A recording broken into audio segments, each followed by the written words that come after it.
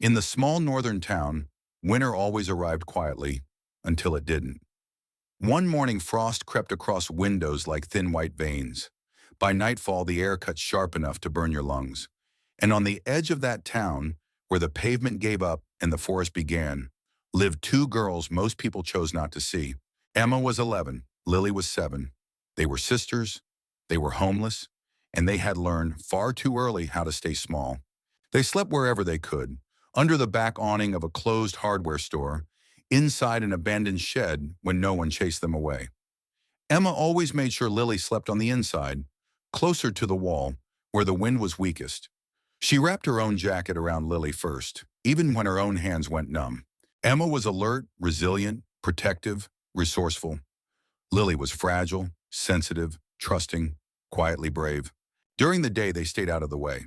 Emma scavenged for cans, broken pallets, anything useful. Lily watched.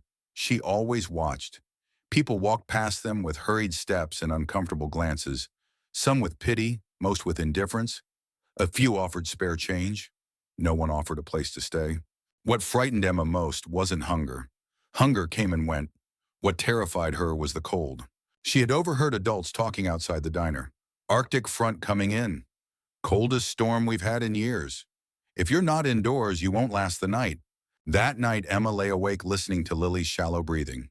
The wind slipped through every crack, every loose board. Emma knew this place wouldn't hold. Not for what was coming. The next morning, she made a decision no child should ever have to make. She led Lily past the last streetlight, into the trees. Not deep, just far enough. There was a low rock formation there, bent like a shoulder against the wind. Emma touched the stone, feeling how it blocked the worst of the cold. "This will help," she said, her voice steady even though her heart wasn't. Lily looked up at her, eyes wide and unsure. "Are we building a house?" Emma nodded. It wasn't a house, not really, but it would be theirs. And in a world that had given them nothing, that mattered more than anyone knew.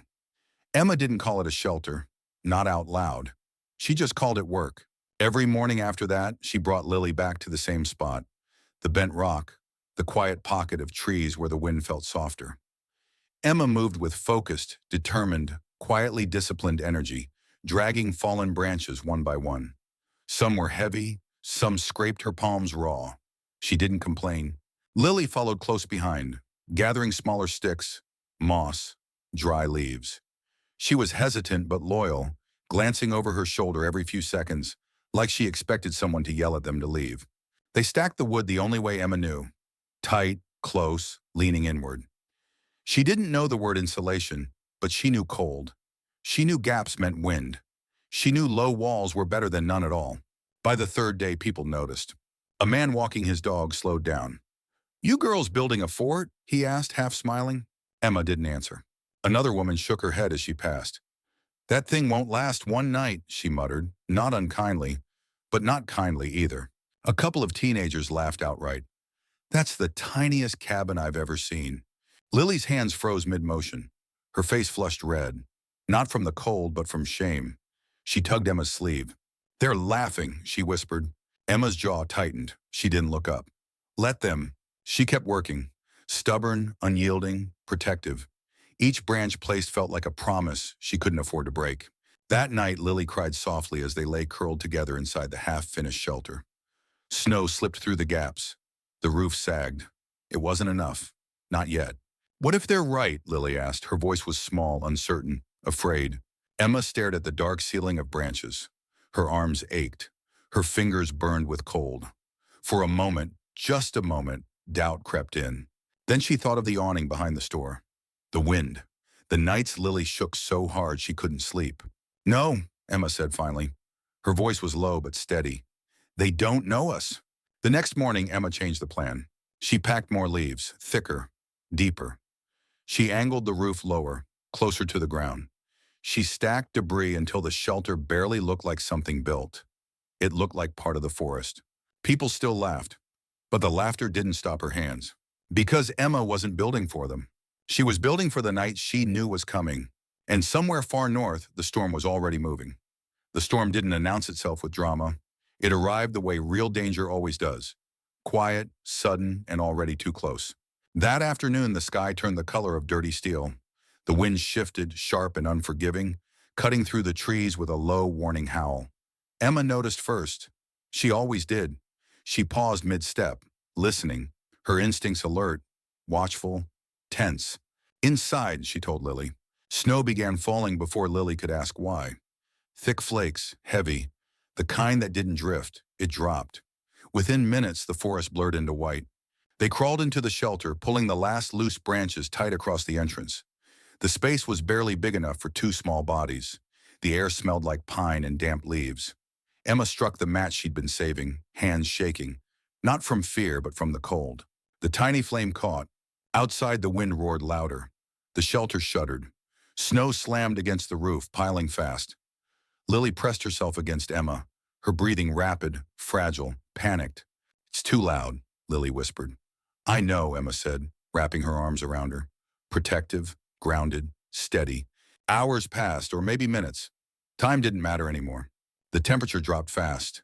Emma could feel it creeping in, searching for gaps. She adjusted the debris with numb fingers, pushing leaves where the wind tried to bite through. The shelter groaned, but it held. Somewhere in town, windows shattered. Power lines went down. Sirens wailed once, then went silent. Inside the shelter, there was only breath, and the fire, and the sound of two hearts refusing to quit. "What if it breaks?" Lily asked, her voice barely there. Emma swallowed. She was exhausted, scared, but unyielding. "Then we hold on," she said. "Together." The wind screamed all night. Snow buried the shelter until it disappeared into the ground. But the debris roof did what Emma had hoped. It trapped heat. The walls blocked the worst of the wind. The rock behind them stayed solid and cold, but steady. Emma stayed awake, feeding the fire bit by bit, her eyes burning. She didn't sleep. She couldn't. Her job was to last. By morning, the storm was still raging, but the shelter was still standing. And so were they. Morning didn't come with sunlight. It came with silence. The wind was gone. No howl, no scream. Just a heavy, muffled stillness, like the world was holding its breath. Emma opened her eyes slowly. Her body felt stiff, drained, aching, but she was warm. Warm enough to know they'd made it. "Lily," she whispered. Lily stirred, then blinked up at her. Her face was pale, her lips dry. But she was alive, exhausted, shaken, but safe. Outside, snow buried everything. The town beyond the trees was unrecognizable. Power lines lay twisted. Doors were blocked. Cars sat frozen, half swallowed by drifts. People moved slowly, stunned and disoriented, wrapped in coats and disbelief. No one expected to find anything standing in the woods. And yet there it was, a small lopsided mound near the rocks, covered in snow. Quiet. A man from town spotted it first. He almost walked past until he saw movement. A hand pushing aside branches, a face, two faces. "Wait, there are kids in there," he said, his voice breaking. They helped Emma and Lily crawl out. The girls squinted against the pale light, blinking like survivors pulled from deep water. Lily clung to Emma, silent, overwhelmed, wary. Emma stood on shaking legs, defensive, alert, ready for someone to tell them to leave. But no one laughed this time. People stared at the shelter, the thick debris roof, the tight walls, the snow packed on top like armor. Someone whispered, "That thing kept them alive." Another said nothing, just turned away ashamed. Emma didn't say a word. She didn't explain. She didn't need to. For the first time, the looks on adult faces weren't dismissive. They were awed, humbled, unsettled. The storm had exposed something ugly and something undeniable. That tiny shelter had done what heated homes and locked doors barely managed. It had held. Later, when someone draped a blanket around Lily's shoulders, she finally spoke. "It worked," she said softly. Emma nodded. Her eyes stung, not from cold this time, but from something heavier. Relief, validation, quiet triumph. The storm had taken a lot from the town, but it had left behind the truth, and no one could ignore it anymore. The town didn't go back to normal after the storm. Not right away, maybe not ever. People talked about the damage, broken roofs, frozen pipes, the long night without power. But beneath all that was another conversation, quieter and far more uncomfortable. It wasn't about weather. It was about two girls.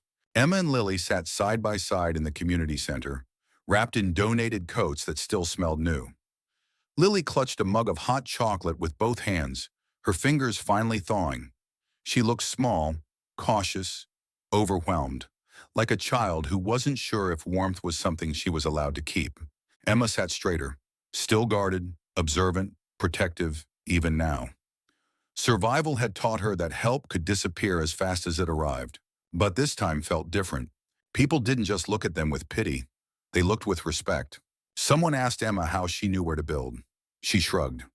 The wind always comes from the same direction, she said simply. Someone else asked how she knew to pile the leaves so thick. Emma hesitated, then answered honestly, because thin never lasts. That night, as volunteers talked about next steps, temporary housing, warm meals, real beds, Emma finally let herself breathe. Not because everything was solved, but because, for the first time, the world had paused long enough to see them. The shelter was still there, half buried in snow. Some people wanted to tear it down. Others said no, leave it. Let it stand as a reminder. Because that tiny shelter wasn't just wood and leaves. It was resourceful, resilient, defiant. It was built by hands that had nothing and still made enough. Emma walked Lily back to the edge of the trees one last time. Lily looked at the shelter, then up at her sister. Do you think they'll remember? Lily asked. Emma thought for a moment. I don't know, she said, but we will. And maybe that was the real lesson. How many people do we walk past every day without seeing? How many times do we laugh, dismiss, or assume something won't last, just because it looks small? What if survival doesn't always look strong? What if sometimes it looks like two kids in the cold building anyway? Emma and Lily didn't prove anyone wrong with words. They proved it by living.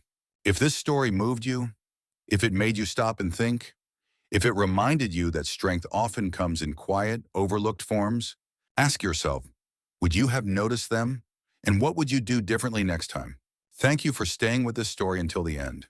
If you believe stories like this matter, stories about resilience, humanity, and hope, please subscribe to the channel, turn on notifications, and share this video with someone who needs it today. Because sometimes the smallest shelter holds the biggest truth.